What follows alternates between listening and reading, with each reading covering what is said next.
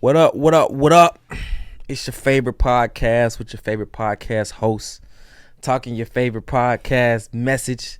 Talking the favorite podcast stuff. What's happening? It's Freewenow. It's Freewenow. Freewenow. It's Freewenow. Till it is. Till it is. Till it is. Till it is. Till it is. It is. It is. Backwards. What up, what up? We back. It's Freewenow. Till it is backwards. Yes, sir, ski. Hey, I had a nice pregame before I got here. You know what I'm saying? Shout out to DJ Keith. You know what I'm saying? Crazy on the ones and twos. Nah, had me turned. So I'm lit. All right, today we doing Ephesians 6, right? And this is before we get in, what you got for the people, bro? What you got? Anything? I got one quote. I got one quote. That's a throwback. You ain't did a quote in a minute.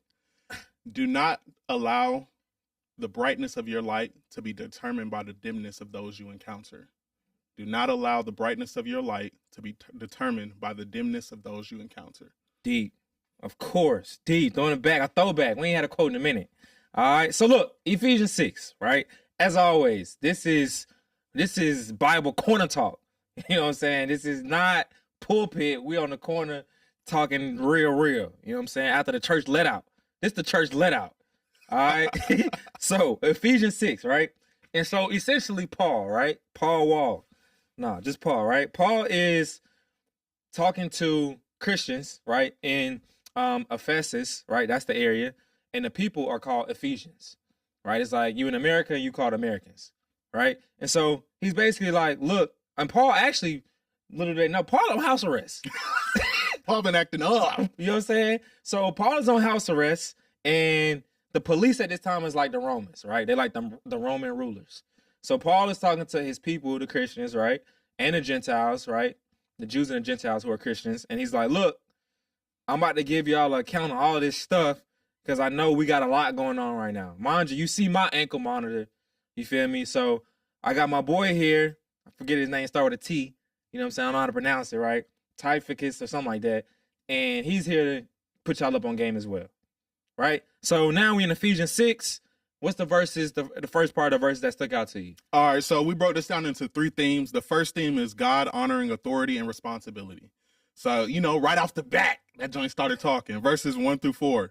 Children, obey your parents in the Lord, for this is right. Honor thy father. Children, obey your parents in the Lord, for this is right. Okay. Honor thy father and mother, which is the first commandment with promise, For sure. that it may be well with thee, and thou mayest live long on the earth. And ye fathers, provoke not your children to wrath, but bring them up in the nurture and admonition of the Lord. Yeah. Obedience and respect is foundational to a God-guided life. So I think in this generation, we're losing respect for authority in that case, right? Sure. Following along with authority is not a bad thing. So don't get me wrong. Yeah, some of these cops is just out here killing black people. But some of y'all just don't know how to go with authority. Right. You put yourself in bad situations because you think I don't have to respect nobody. Right. I can speak whatever way I want and there's no consequences for my actions. Don't get me wrong. I'm not out here giving grace to these cops for shooting people. But I want y'all to understand that these actions that y'all have put you in situations that are detrimental to your life. But that foundation starts with your mother and your father. So if you disrespecting your mom and your pops, you already going down the wrong road. That's just the start. You're supposed to follow along with what their guidance if they follow with the Lord. Now, if your parents out here acting a fool, then you know what I'm saying, you might have to take your 2-stepper somewhere else. Right. But following along with your parents is a direct line to a well-guided life. Like it says, it's going to help you live longer. Right. So the obedience and respect you have, that coincides with the longevity you're going to have in life, the grace you may get in life, the responsibilities you're gifted in life, the abundance you have in life. If you don't have obedience, if you don't have respect, you're not going to have anything. And then the last one was really big to me about fathers. So nurture means train and develop.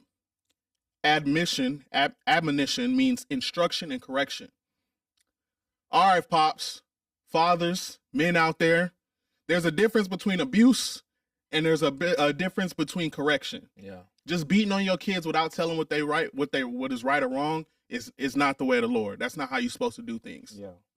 You're supposed to nurture. You're supposed to educate your children. You're supposed to teach them how to conduct themselves in a world, especially for us black men, that is out to get us. Yeah. You know what I mean? So that foundation starts at home. That foundation starts with the Lord, and that is how you guide people. I think it's interesting. Like, fathers, do not provoke your children to anger. You know what I'm saying? Because like you said, bro, some of the stuff, and I'm guilty of it too. I ain't no kid. You know what I'm saying? And I know of. You know what I'm saying? That sometimes we say stuff to just like provoke people. Just to get them mad. You know what I'm saying? Like, all right, like you could have said, I could have delivered that better. Right? I think sometimes men, we fall victim to getting lazy of wanting to explain it. And so we just give it to you super raw. Yeah. Pause. That's facts. You know what I'm saying? That's like, facts. I don't feel like breaking it down raw. I don't feel like explaining it straight, no chaser. You know what I'm saying? Like, so don't provoke them to anger, right? And I said that because that was for me. You know what I'm saying? I'm not holding it now. I'm learning too. You know what I'm saying? So yeah, I got to take that one with me as well. And so, all right, next one's is 5, right? 5 through 9. So this one kind of rubbed me the wrong way. Okay. When I first heard it. You know what I'm saying? Because I do have a little rebel spirit. I'm not going to lie. All right. Yeah, he's an extremist. I have a little rebel in me. You know what I'm saying? So it's like, slaves. First off, I'm like, what? Slaves? Obey your earthly masters with deep respect and fear?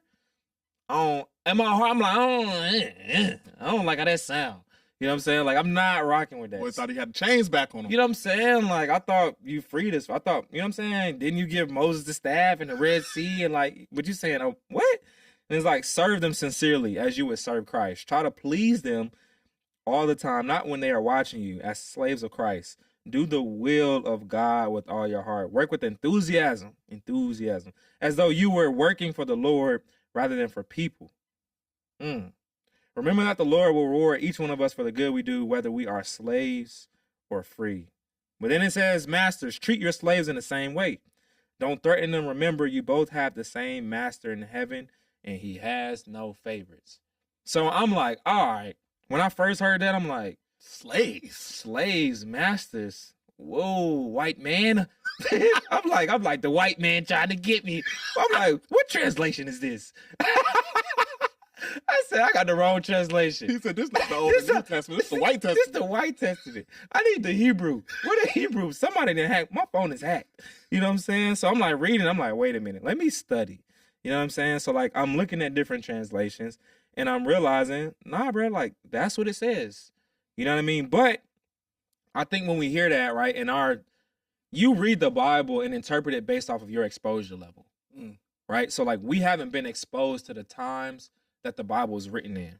So a lot of things that the Bible says, sometimes the culture of it is barbaric, right? And to us, we're a little bit more comfortable and we have convenience. So our exposure to slaves masters is not the same slaves masters, right? Even slaves and masters, when the Africans sold other Africans to the Americans, wasn't the same type of slaves and masters. But that's the topic for another time, right? But we have a very limited view, is what I'm getting at, right? So when I looked at it, master meant just somebody in authority, how you mentioned earlier, right? So it can be anybody in authority, right? It can be the leader on the team. You feel me? It could be the coach. It could be the police. It could be the feds. It could be the leader of the church. You feel me? It could be your parents. It can be whoever it is, right? So I'm like, okay, master doesn't mean necessarily whips and chains masters. All right, let me woosah, take a deep breath, right? It can also be your boss, your employer. And it says serve them knowing that you're serving the Lord and not just really them. So when I saw that, I'm like, okay, so God is our source. So if you want a promotion, don't even think like you working for your boss. You working for God. You feel me? And he's seeing that. Because your promotion in reality don't come from them. It comes from God. You feel me? Like whatever you want, if you ever want to elevate, however it is, God is going to take care of you based off of what you're doing. So take my earthly conscience out of it and saying, hey, I ain't finna serve this person, da-da-da-da, when in reality, my act and my behavior is obedience to God's principles, not necessarily the person. So I was like, interesting, okay, right? Like, I now will take that with me, right? And it's also important to study because somebody else can use that same verse and try to control you spiritually. Like, you know, my women, I love y'all. But don't let a man read the Bible to you and say that verse and be like, oh, you're supposed to obey me. Like, you got to get in the word too. You feel me? Like, we can't read this verse and be like, oh, we're supposed to obey whoever it is, right? Because it then flips and says, masters, do the same to them as they doing to you. For y'all both have a master in heaven. So everybody serving somebody. Mm-hmm. You know what I'm saying? So like, even if you are feeling like you the bottom of the totem pole, understand that the same person that you're working for in that position of you being on the bottom, the person that you're serving should be in that same position serving the Lord as their master. So everybody should still be eating. You know what I'm saying? It shouldn't be a situation where you're serving the master in heaven and then they're not serving him and they doing some other stuff. Mm-hmm. Right? So at the end of the day, everybody's going to be taken care of because y'all all got the right motives and y'all all under the same jurisdiction. Right? Y'all under the same court. Y'all under the same laws, the same principles. So that made me feel better. You feel me? Like reading that. You know what I'm saying? Then I was like, okay, why would they even put that in the Bible? Like, why would you even put slaves obey your masters? I feel like that was unnecessary. So I'm like, why would you do that? And so essentially, as I was researching, it was basically saying that in this time period, again, Paul on house arrest, right? And the Roman rulers are oppressing the Christians right now. And so they're basically they're in like present time, Paul is just talking to them in real time, right? Like he's not talking to them in fiction and imaginary. Right now, the Christians are under persecution. So he's talking to them like, look, I know we're under persecution, right? But still serve these Roman rulers as if you're serving God. Because our freedom is not going to come from the Roman rulers. It's going to come from God. So like, don't do things and don't act in a certain way based off of you only can see that we're going against man. And we'll keep reading further about this in this chapter, like who we're actually fighting against. Yeah. You know what I'm saying? Like we'll address that, but like what we're actually, you can't see what we actually fighting against. So don't even worry about this this FBI agent, this cop, this alphabet agency, the IRS, whatever it is, right? Like you're really serving God. So I was like, all right. I had to dig though, because hearing slaves obey your masters. You didn't want to hear nothing else. I ain't trying to hear it. Now, I mean, I really agree with everything you said. And honestly, I think that breakdown gives me clarity in another point of confusion that I had. I feel like we read through the Bible and we see a numerous God-centered individuals who serve wicked people, but serve them faithfully. You know what I mean? So it's like, we're supposed to serve Trump. I'm not. Look, I ain't gonna go that far. But I'm just asking. I'm just asking. And maybe that is. I don't know. I'm just asking. Maybe that is the case, right? Because, like I said, I had a confusion. I'm like, all right, how can these people of God serve these wicked people knowingly? You know what I'm saying? Knowing that they're evil people, knowing that they're foolish, knowing that they do wrong things. Yeah. But then you read that verse and it just shows that God knows your heart. Mm. You know what I mean? And I even see in a lot of these systems or a lot of the opportunities that these godlike people have to save people under that wicked rule. Mm. You know what I'm saying? We talk about when Jezebel was killing prophets and your boy, what's his name? Not Ahab. I can't remember his name right off the top of my head, but he saved 100 of God's prophets. Right. You know what I'm saying? But he had to be in a place of serving a wicked man to even have the opportunity to do that. So don't get so caught up on who your earthly master is, but understand that your master in heaven is always going to put you in a place that you need to be. Mm. So I think that was big. Like I had always been confused about that. I'm like, I ain't serving nobody. He ain't right. But you just realize that your opportunities may be put in places that you don't understand. So you may low key be like the spook who sat by the door. Exactly. Like, God may put you in them positions, even though you pissed. He put you in that position so he can actually save you the one. Exactly. If not you, then who? As they said, even evil people serve a purpose in God's plan. Mm. You know what I'm saying? Even evil people work for God. Facts. That's crazy. All right, so moving further on into our second theme, right? Spiritual strength comes from God. Spiritual strength comes from God. Verse 12, for we wrestle not against flesh and blood, but against principalities, against powers, against the rulers of darkness of this world, against spiritual wickedness in high places. And Hassan had already alluded to, a lot of times we're fighting against things that we can't see. The real battle isn't simply man against man. We fight against unforeseen forces. Right. So what I mean by that, in a lot of our previous podcasts, is we have alluded to the things that you consume. One thing my mom would always look at me and say, be mindful of the stuff you consume. Be mindful of the stuff you eat. Be mindful of the stuff you listen to. Be mindful of the stuff that you watch, right? Because we don't realize sometimes it can be entertainment, but that invites different spirits into our life, right? Right. So when it says that we're fighting against forces that we don't foresee, sometimes these spirits have control of people's bodies and minds. Right. So you may be going at it with somebody, angry at them, mad at them, but you don't realize who's the puppet master behind the scene. You know what I mean? So you're causing harm to this individual, not realizing that their mind's already been twisted, not realizing that they don't have the same relationship with God that you may have. They may not be in the same faith standpoint that you are. Yeah. They may not have the same clarity that you have. So it just goes to show in life, we're constantly fighting against forces that are, you know what I'm saying, not of God. You know what I mean? That are meant to destroy, that are meant to, you know, test. As we see, like you always going to be tested. On my way here, I was tested every step of the way. Car tripping. Then I get my car back from fixing. Another thing fall apart. Then my key don't work. It's like a constant test, like a constant thing. I'm like, bro, somebody got it out for me. Somebody got it out for me. Somebody don't want me to be here and to speak about God's word. Right. Somebody doesn't want me to come in this environment and continue to spread wisdom. Right. You know what I'm saying? Like all it took was for me to react in an evil way or take a back step and mess all this up, mess the opportunities that I have up. Right. You know what I'm saying? Even in the times when you're tested, that's when it shows, or that's when it most matters for how you respond and how you react. Bro, it's deep. That verse is super deep, bro. Like I gotta read it again. It's like against but we wrestle not against flesh and blood, but against principalities, against powers, against the rulers of the darkness of this world, against spiritual wickedness in high places.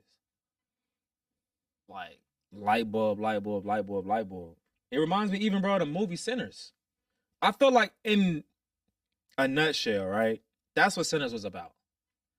I felt like there was a lot of different themes in that, and I need to do a YouTube video on just like my thoughts on the movie Sinners. But I think a lot of that, it showed the ability for things we can't see to control the physical. And like you said, what you consume, bro, the music, bro.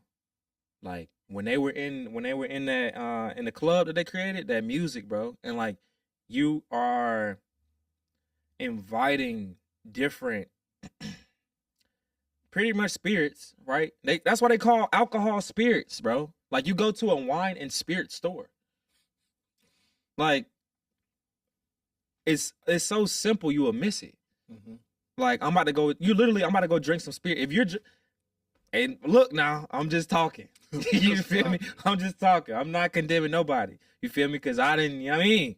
I had a couple sips of that lit. You feel me? More than a couple. You know what I'm saying? So like, I'm just thinking about it out loud. Like, I'm feeling, yeah, bro, we finna turn up. We finna go drink some spirits. That just sound crazy. Wild. Yeah, bro, we about to go drink. You trying to get some spirits? What type of spirits you like? You like light spirits? You like dark spirits?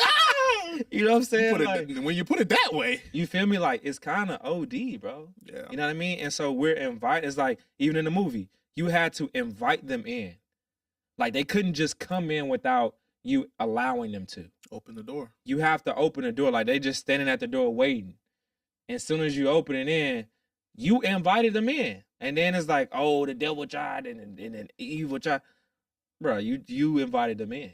You know what I'm saying? So I feel like that was a interesting perspective that connects some real life movie time to that verse, right? So again, it's not what you can see, it's what you cannot see, right? And so then verse 13, right?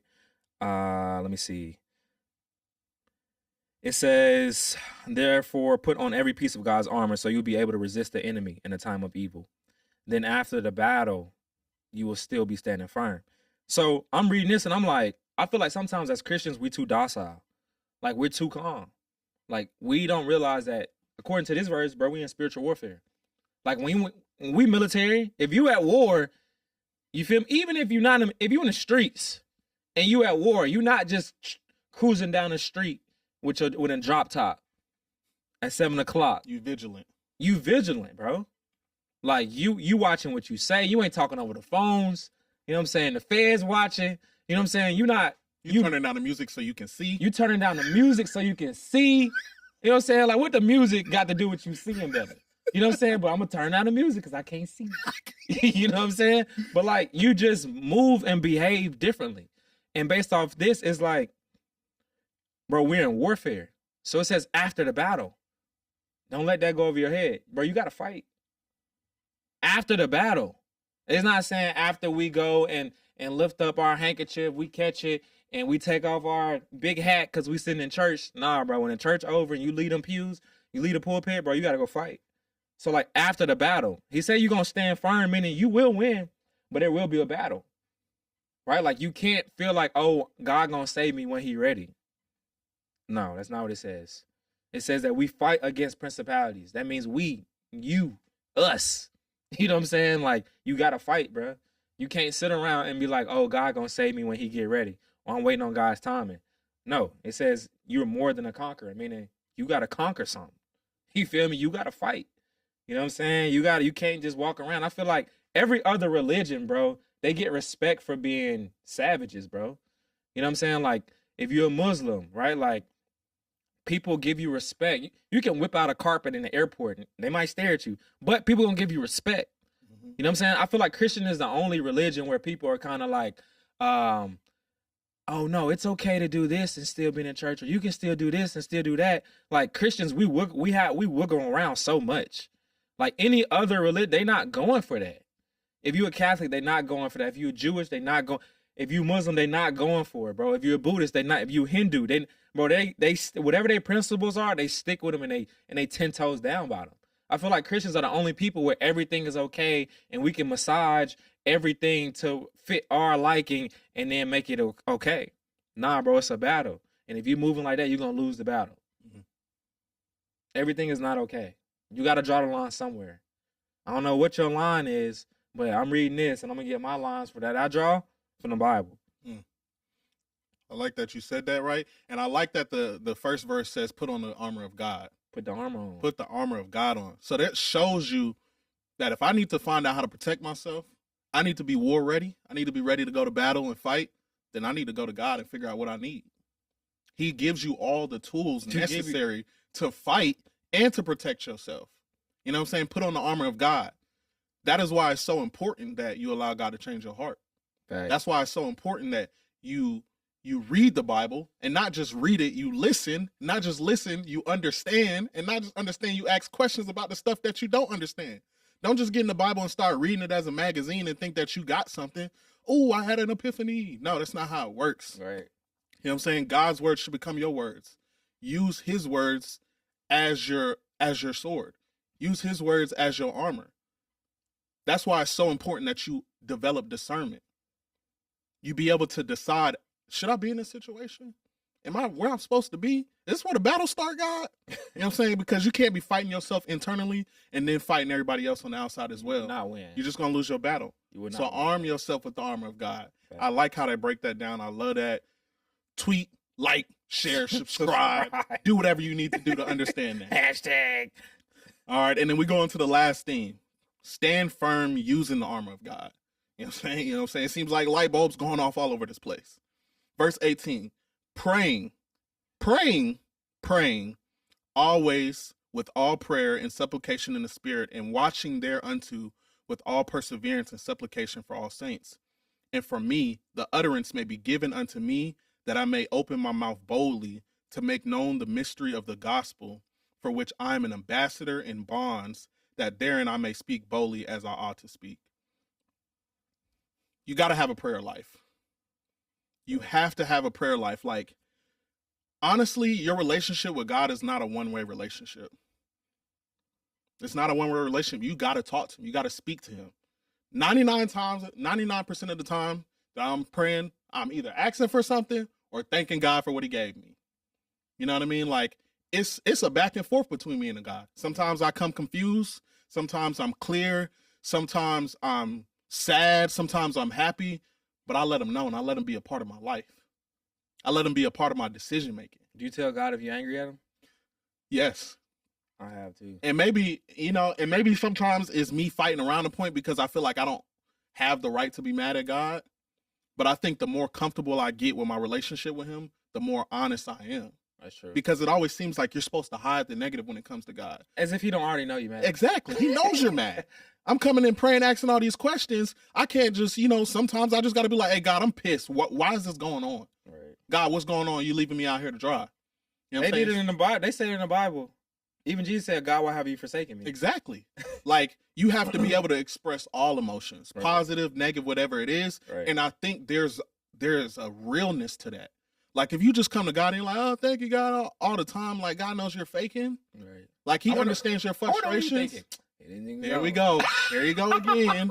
Here you go again, blowing smoke up my butt. Right. You know what I'm saying? Like, God been here before. Like you said, he true to this. You new to this. True to this. So he understands. So I think having that prayer life is going to give you the capability to speak. Because it says speak boldly. It didn't say get in there and start whispering, hey, devil, get away from me. You better stop. I don't know if I want to fight today. You better stop it. Speak boldly. Right. You know what I'm saying? And the only time anybody speaks boldly is when they know what they're talking about. That's true. If there's any confusion in your mind, you're going to kind of brush it over. Right. But when you know what you're talking about, can't nobody convince you're wrong. That's true. You will stand in front of a crowd of 1 million people and be like, y'all don't know what y'all talking about. Right. Because you understand what you're talking about is the truth. Right. So that means the more prayer life you have with God, the more you talk and conversate with him, the more you study his principality and his vernacular, the more it becomes yours. Right. So the more boldly you can speak. And it says even in bonds. Right. Circumstance does not absolve your responsibility. Mm. My life could be whoa. We in the school zone. Let me slow that down. Slow, partner. Circumstance does not absolve your responsibility. Mm. My life could be in shambles. And I still got to speak boldly. Mm. My life could be terrible. I could be hating every second of it. But I'm still an ambassador of God. Mm. We like to think that when you go with God, things get easier. Mm. But as they said, wide is the gate and narrow is the path, or straight is a gate. But it's easier to go along with all the wrong things. It's easier to do that. When you go with God, stuff get hard because you got to start saying no to the things that you thought was fun. You got to start saying no to the people that you thought had your back. Right. You know what I mean? Like, you have to start being different. Right. Yeah. And that's not easy, especially when you done spent most of your life acting up. Facts. Now I got to do all these adjustments. Yeah. So that shows me that even in bonds, even when things ain't going right, I have to still hold the weight of being an ambassador of God.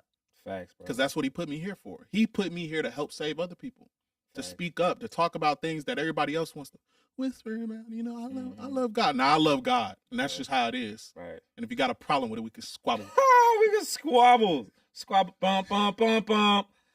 Nah, so like speaking boldly, right?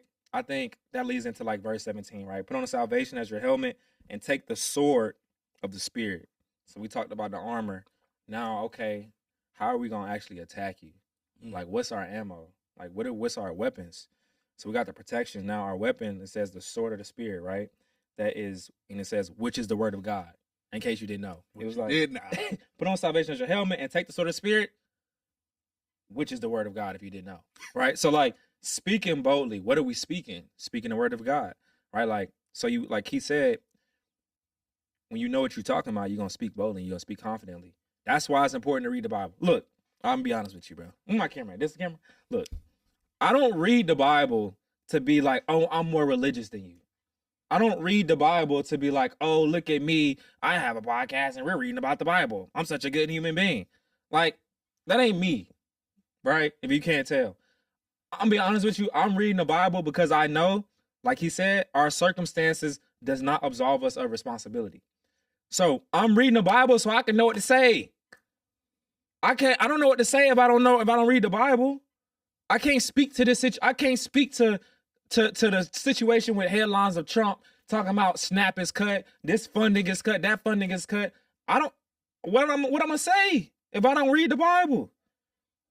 You feel me? Like, we don't do this to just say, look how great we are. I don't even do this to like prove to you that I know more than you, because I don't. We do this because we like, look, we in the battle, we in warfare. You need to know what's in there. If you trying to win in life, regardless of your circle, they had slaves back then. We ain't going through nothing they ain't go through. If you gotta have a staff to part the Red Sea, you in some pretty bad times.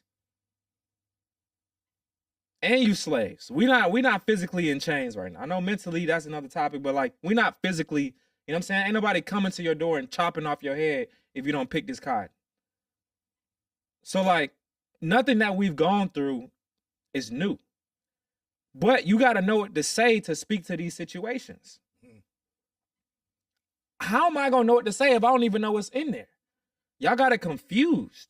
Y'all think about reading the Bible as, oh, let me tell you how great I am. No, you need to know what to say.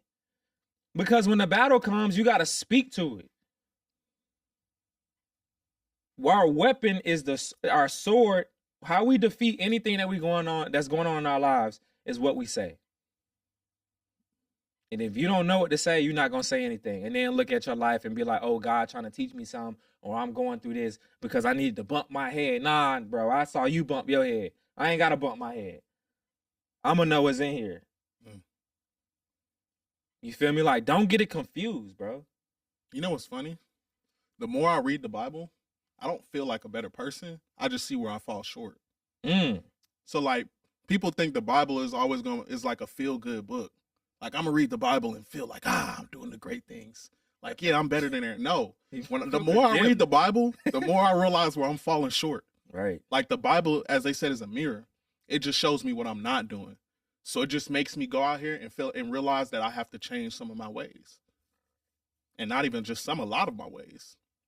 So don't think we reading the Bible just to be like, Haas and Keith, they're better than everybody. We read the Bible. Nah, we learning. Bro, one of the greatest tricks the devil has done was convince people that your words don't matter.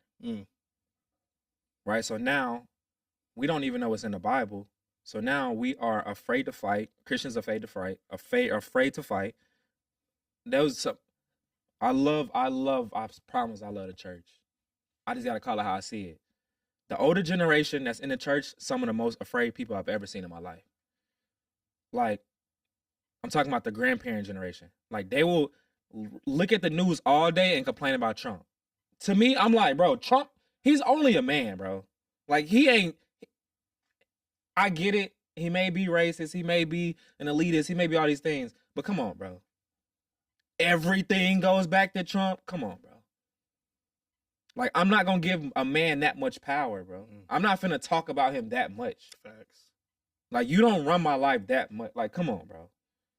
You feel me? So I feel like Christianity has turned into this super religious thing that now Christians are afraid to fight. And they got us misquoting verses saying money is the root of all evil. And so now Christians are afraid to fight, and we're afraid to go get some money. And afraid to get bread. And that's the two things that's going to help you win a war. You need some bread, you need money, and you got to fight. And that's the two things they got Christians scared to do: fight and get some money. So now we dependent instead of independent. Now we dependent on everything. They talking about boycott Target. Okay, and now where we going to go? We don't even have the infrastructure to boycott Target. Where we going to go? What we going to do? Boycott Gucci. Okay. And then what? We don't even have the infrastructure to do that. Yeah. Like, if we're going to do something and put something together, that's fine. I'm cool with that. But, like, don't be afraid to fight, and don't be afraid to go get some money, bro. And make it make sense. Make it make sense. You feel me? That's all we got. Yeah, what you got, bro? I ain't got nothing else, boys. Let's talking on that one. Man, come on, man. It's Freewenow. Till it is backwards.